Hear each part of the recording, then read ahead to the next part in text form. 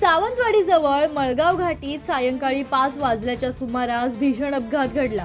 धार्मिक कार्यक्रम आपटून परतणाऱ्या शिरसाट कुटुंबियांची इको कार समोरून येणाऱ्या वाहनाला धडक दिल्यानंतर चालकाचा ताबा सुटून थेट 25 फूट खोल दरीत कोसळली।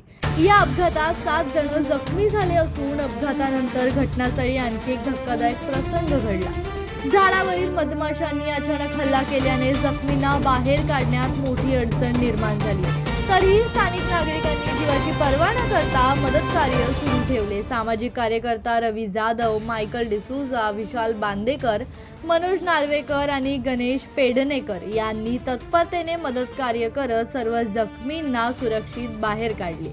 त्यानंतर 108 रुग्णवाहिकेद्वारे जखमींना सावंतवाडी उपजिल्हा रुग्णालयात दाखल करण्यात आले। घटनेची माहिती मिळताच पोलीस देखील घटनास्थळी दाखल झाले आणि ते आता पुढील तपास करत आहेत।